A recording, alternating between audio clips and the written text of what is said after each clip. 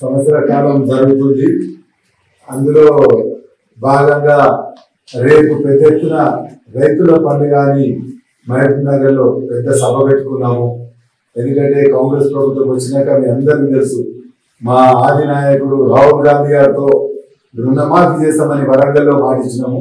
అందులో భాగంగానే ఎంత కష్టం ఉన్నా ఎంత ఇబ్బందులైనా రేవంత్ అన్న కూడా రైతులకు మేలు చేయాలనే ఆలోచనతో రుణమాఫీ పెట్టిడు. కానీ దాన్ని మేము అనుకున్నంత సక్సెస్ చేయకుండా అపోజిషన్ వాళ్ళు ఎన్నో అడ్డంకులు సృష్టించినా కానీ అవన్నీ అధిగమిస్తూ ఇవాళ ఎవరికైతే రానోళ్ళు ఉన్నారో కొందరు ఎంప్లాయీస్ కానీ, లేకపోతే కొందరు రేషన్ కార్డు లేకనో, లేకపోతే ఇంకేమన్నా ఇబ్బందులు ఉన్నారో అందరికి కూడా ఇంటింటికి పోయి ఎవరికైతే రాలేదో వాళ్ళందరూ ఇండివిజువల్ గా అగ్రికల్చర్ ఆఫీసర్ ఎంక్వైరీ చేసి ఎవరైతే కరెక్ట్ ఉన్నారో వాళ్ళందరికీ ఇవాళ అమౌంట్ పడుతున్నది. అంటే ప్రభుత్వం చిత్తశుద్ధితోని రైతులందరికీ రుణమాఫీ చేయాలనే భాగంగా ఇప్పటిదాకా చేసుకొని వస్తుంది.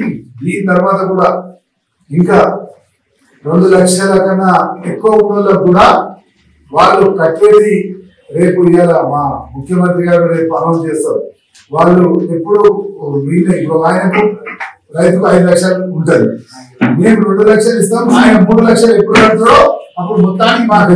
కానీ ఓసారి మేము 2 లక్షలు ఇస్తాం, ఆయన 10,000 అట్లనే ఉంటే రుణమాఫీకి అర్థం ఉండదు అనే ఆలోచనతో ఇన్ని రోజులు జరిగింది.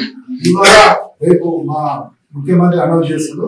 అందుకోసమే ఈ రైతు పండుగను రేపు మహబూబ్ నగర్ లో జరిగేదాన్ని ప్రతి ఒక్క రైతులందరూ కూడా అందులో పాల్గొంటే అక్కడ నిన్నటి నుంచే రైతులకు కావాల్సిన సబ్సిడీ ఏమేమి ఇస్తున్నాము, ఇంప్లిమెంట్స్ కానీ, వేరే ఫర్టిలైజర్ కానీ, పెస్టిసైడ్స్ కానీ, సీడ్స్ కానీ ఎక్కడెక్కడ నుంచి వస్తే రైతులు బాగుపడతారని నిన్నటి నుంచే అక్కడ కార్యక్రమాలు స్టార్ట్ అయ్యింది. ఎందుకంటే నిన్న కూడా మనం తెలిసినట్టు మేము పోలేకపోయినా గాంధీ భవన్ లో వేరే మీటింగ్ ఉంటే ఒక 150 స్టాల్ పెట్టి రైతులకు సబ్సిడీ దేంట్లోకి వస్తుంది, లేకపోతే వాళ్ళకి కావాల్సిన ఇన్ఫర్మేషన్ ఏడుంటది అని అన్ని, అంటే గొర్రెలు సాగుకుంటే ఎంత లాభం వస్తుంది, గొర్రెల బీడ్ ఏడ దొరుకుతుంది, లేకపోతే ఇత్తనాలు ఎక్కడ మంచి ఉంటాయి, ప్రతి ఒక్క ఇన్ఫర్మేషన్ ఇవాళ మహబూబ్ నగర్ లో జరుగుతుంది. వాళ్ళందరికీ కూడా రేపు కూడా పొద్దున పోయి ఇవన్నీ రైతులు పోతే వాళ్ళకి దాని మీద సబ్జెక్ట్ కానీ, నాలెడ్జ్ కానీ రేపు రాబోయే కాలంలో ఎక్కడైనా దీనికి నష్టం అయితే ఆ నష్టం ఏ విధంగా పూడ్చుకోవాలనేది కూడా అధికారులు అందరూ కూడా ఎక్స్ప్లెయిన్ చేస్తారు. ఈ విధంగా రేపు రైతు పండుగ మహబూబ్ నగర్ ఉంది. మీ ద్వారా ప్రజలందరికీ కూడా తెలియాల్సిన అవసరం ఉంది. తెలిస్తే దాంతో రైతులందరూ కూడా బాగుపడతారు. ఈ విధంగా రేపు రైతుల పండుగను ప్రతి ఒక్కరు కూడా విజయవంతం చేయాలి. ఇక్కడి నుంచి కూడా అఫీషియల్ గా కూడా మండలకు ఒక బస్ పెట్టారు. అనఫీషియల్ గా మేము కూడా ఎక్కడో అక్కడ కార్యకర్తలను కానీ రైతులను కానీ పెద్ద ఎత్తున తీసుకొని పోయి ఆ సభను విజయవంతం చేయడానికి మా ప్రయత్నం కూడా మేము చేస్తున్నాం.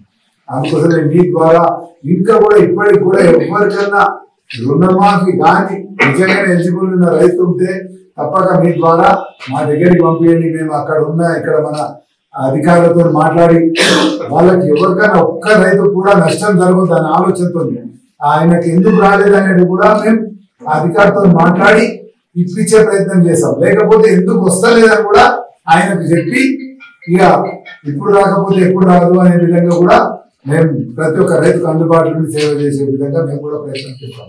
ఈ విధంగా రైతులందరికీ కూడా ఆదుకోవాలి, రైతులందరికీ కూడా మంచిగా చేయాలి అనే ఆలోచనతో ఉన్నాయి. అదేవిధంగా మనకు మళ్ళీ ఇప్పుడు కూడా ఆల్మోస్ట్ మండలకు 1 కోటి రూపాయలు NREGS శాంక్షన్స్ అయ్యింది. ప్రతి ఒక్క మండలం మున్సిపాలిటీలకు తప్ప మనకున్న 9 మండలాల మీకు కావాలంటే ఇప్పుడే జిరాక్స్ పోయారు. ఏ ఊరికి 5 లక్షలు వచ్చినాయి, ఏ ఊరికి గ్రామ పంచాయతీ బిల్డింగ్ వచ్చింది, ఏ ఊరికి అంగన్వాడీ బిల్డింగ్ వచ్చింది అనేది కూడా మీకు అందరికీ జిరాక్స్ కాపీస్ కూడా ఇస్తాం. ఎందుకంటే ఈ విధంగా అభివృద్ధి చేసుకున్నామని ఆలోచన. అదేవిధంగా మీకు కూడా తెలుసు 9 మండలాలకు ఆల్మోస్ట్ 9 అట్లా 5-10 లక్షలు ఎక్కువ తక్కువ ప్రతి ఒక్క మండలాలు. అంటే పోయినసారి కూడా వచ్చినాయి, ఈసారి కూడా వచ్చింది. అదేవిధంగా పోయినసారి కూడా మనకు ఒక 10 లక్షల SDF కూడా వచ్చింది.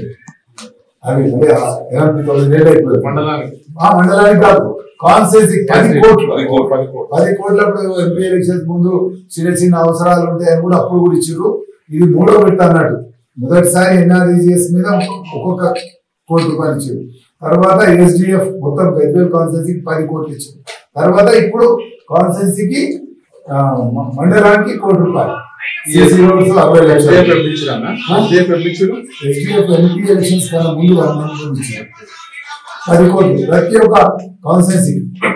మొత్తం 119 కాన్స్టిట్యున్సీలలో సీఎం గారి ఆయన ఎంతో ఉన్నాయి. మా అందరికి కూడా గెలిచిన ఎమ్మెల్యేలకు 10 కోట్లు ఇచ్చారు, ఓడిపోయిన ఎమ్మెల్యేలకు 10 కోట్లు ఇచ్చారు. ఇప్పుడు కూడా ఎన్ఆర్ఈసీఎస్ కింద మండలికి ₹1 కోటి ఇచ్చారు.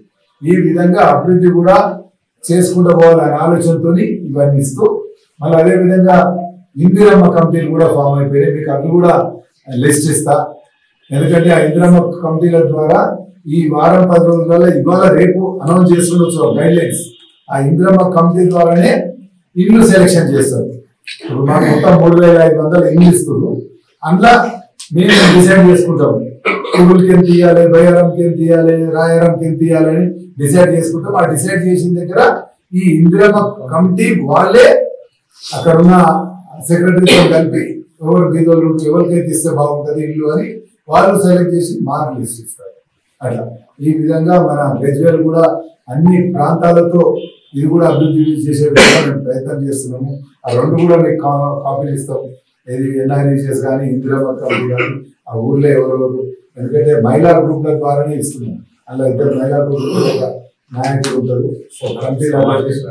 అట్లా మరిన్ని వీడియోస్ కోసం ఛానల్ సబ్స్క్రైబ్ చేయండి. లేటెస్ట్ అప్డేట్స్ కోసం వాట్సాప్ ఛానల్ ఫాలో అవ్వండి. అండ్ లింక్ డిస్క్రిప్షన్ లో ఉంది.